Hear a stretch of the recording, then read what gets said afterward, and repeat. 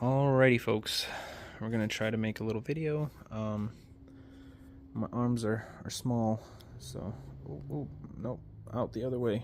Alright. Hi YouTube. We're gonna do a little fueling video. I recorded something earlier but I can't find it anymore, but I found a really cheap way to get a Walbro 475 or 485, the Hellcat pump, into the stock FRS fuel hanger. It's a little bit sketchy, but it worked. So if you want to give this a try, and maybe it'll work for you. If this is a little too sketchy for you, don't blame you. Spend a couple $100 and you'll probably be happier with that. But this is a way to do it for pretty much nothing, so follow along. Sorry for the lighting. That's what happens when you got two kids and a sick wife and you record videos at midnight. So here is what we have going on here. Just to start off with, so I wanted to keep it, I didn't want to hardwire it. I wanted to keep it so that I could easily disconnect it, and that definitely made fitting it in here a little bit harder. Installing it, I needed to keep them separate and then install it after this basket is inside the first time. The other time somehow I was able to squeeze her in.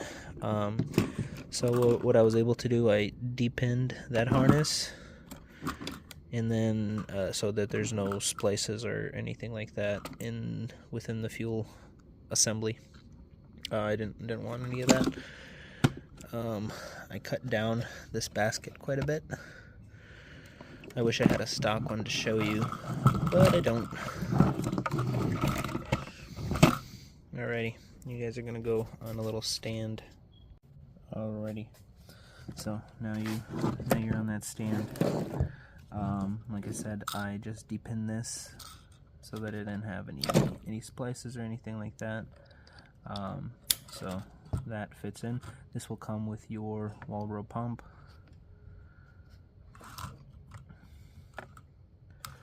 And then this whole ordeal I needed to trim down a bit.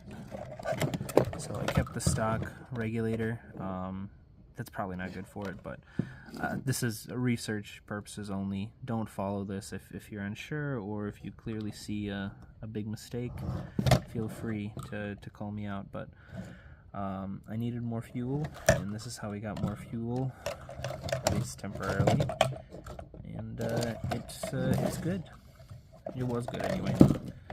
So I needed to trim this assembly down a little bit. I could see I trimmed it right there.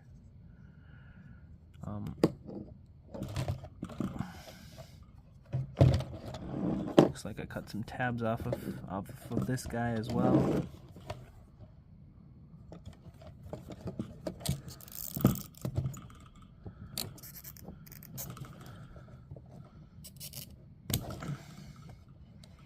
This is, I believe, the stock regulator.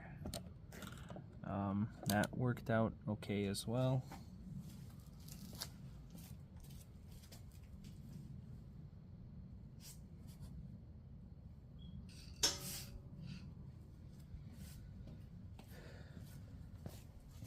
The only reason we're changing on this is because we needed to go full return. It was about time. This method worked. But okay, so here's the magic.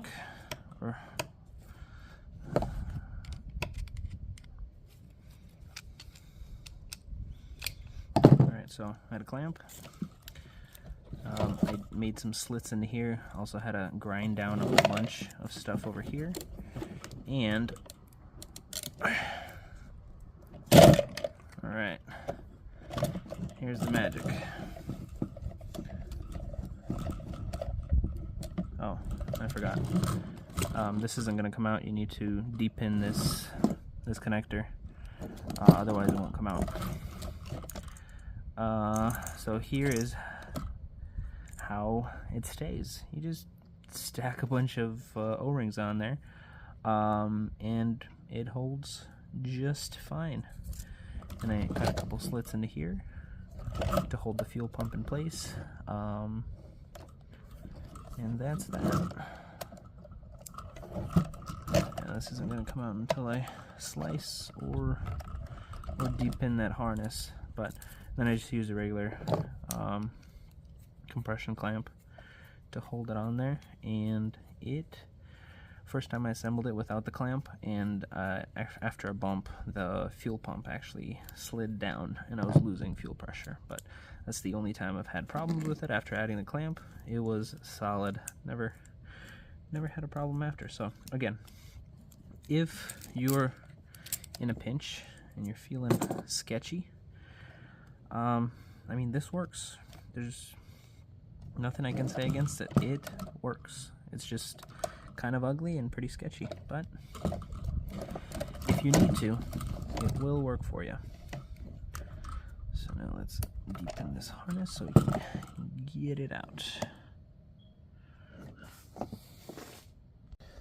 Alright, I didn't want to have you guys see me struggle with these, but deepened, and here's my fuel pump ready to go into the next solution, which you'll see in 3, 2, 1.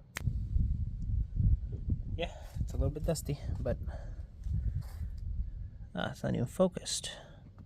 But this is the solution.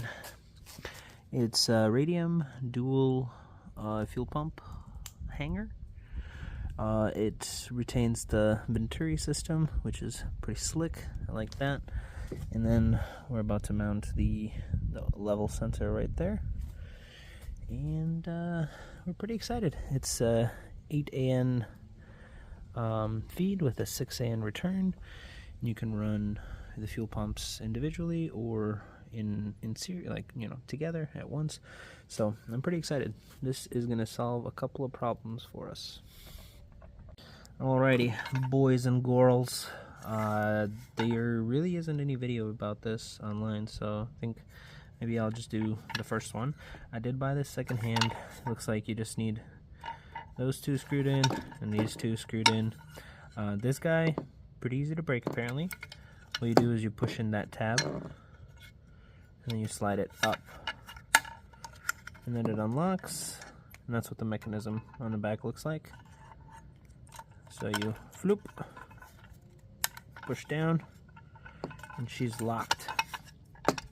It doesn't look like there's anything to hold these two together, so I guess they just wibble and wobble around.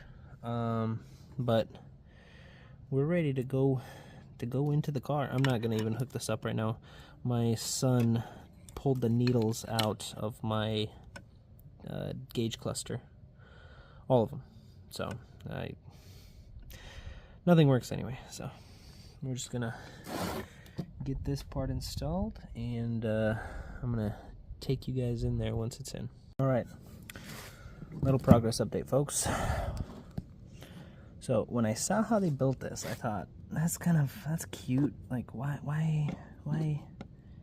all the extra parts? You know? Why would you make this thing come apart so awkwardly? Kind of quirky. Not an accident. So you need to assemble this inside the gas tank, it seems like, because in all of their infinite wisdom, Radium decided that this fitting needs to protrude exactly this much. There's no way to shove it in there. And I, like, apart from like shoving in, like heating up the gas tank with a blowtorch or something and squeezing it in, I don't know. Should I give that a try? Obviously not. Please take the joke. You cannot expand a gas tank. It makes sense why this one was fully unscrewed. Ugh, dang it. There we go. I'm afraid. That sucks. I don't know what kind of engineer thought of this, but you suck, sir. Or ma'am. Whatever you are. This is not a good idea. So apparently you need to assemble this in the gas tank, which is mostly full for me, so yay.